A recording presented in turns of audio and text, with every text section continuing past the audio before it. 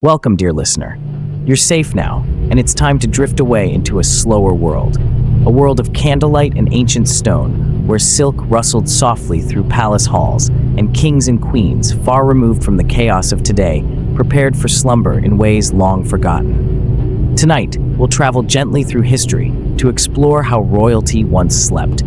Their routines, their chambers, their dreams beneath tapestries and stars.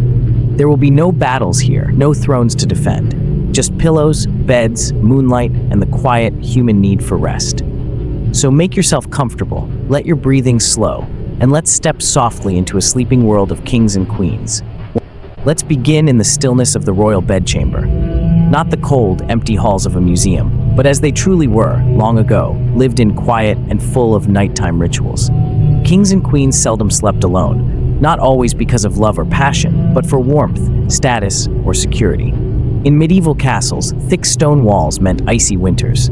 Even royalty felt the chill, so beds were tall, enclosed, and often shared. They might sleep with trusted servants or even favored pets curled at their feet. These beds were grand and heavy, made of dark wood, with towering posts wrapped in fabric to keep out the drafts. Above them, a canopy, not just for beauty, but warmth. The sheets, linen or silk. The blankets, sometimes fur-lined, especially in northern courts. Kings and queens often slept in shifts, waking for prayer, or simply because their world moved more slowly.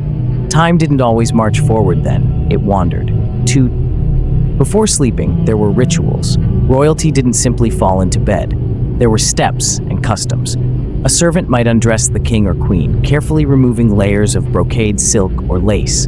Imagine the gentle sound of fabric folding, of slippers set aside. Perhaps the queen sits at her vanity, brushing her hair with long, steady strokes. The fire is low, the air scented faintly with lavender or beeswax. In France, the coucher ceremony marked the king's bedtime. Yes, bedtime was a formal event. Louis XIV, the Sun King, had dozens of courtiers watching as he was tucked into bed. Not for comfort, but because sleep, for a monarch, was political. To be seen sleeping was to show you were safe, stable, in control. Imagine that, a bedtime as performance. But for most royals, sleep began more quietly, with whispered prayers, soft psalms, and perhaps a final goblet of wine warmed near the hearth. You may wonder, did kings and queens sleep well?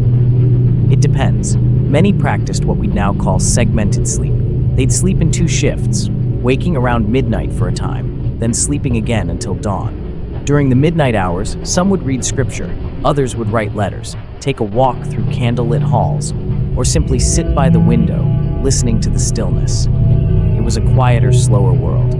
No clocks ticked, no lights buzzed, just the soft creak of old floorboards and the rustle of the wind through tapestries. Sometimes sleep was interrupted by dreams or the need for warmth. Servants might be called to stoke the fire or bring a warmer blanket from a chest.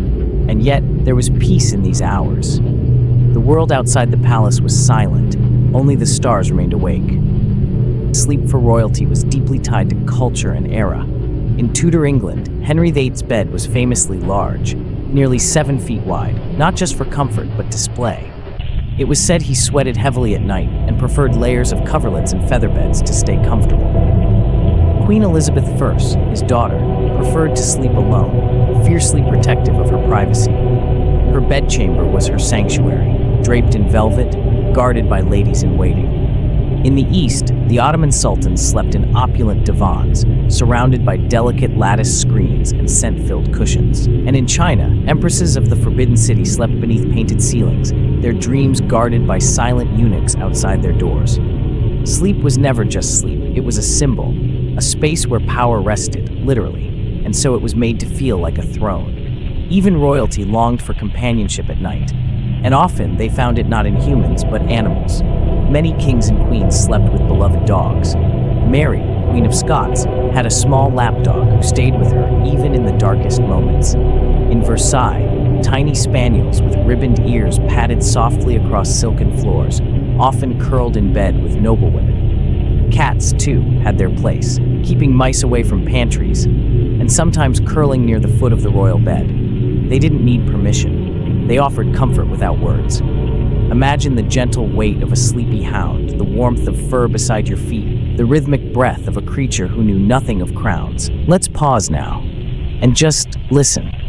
Imagine the sounds that might have filled the night in these ancient rooms. The distant hoot of an owl, the flutter of curtains in the breeze, the soft ringing of a bell in the far tower, a gentle knock from a servant delivering a warmed brick wrapped in cloth, or the soothing drip of rain against leaded glass. In winter, the fireplace would crackle softly, filling the room with a steady rhythm, like a heartbeat of warmth. And in summer, the sounds might come from the garden, frogs in the lily pond, night insects humming unseen, all of it quiet, all of it soft, perfect company for a drifting mind.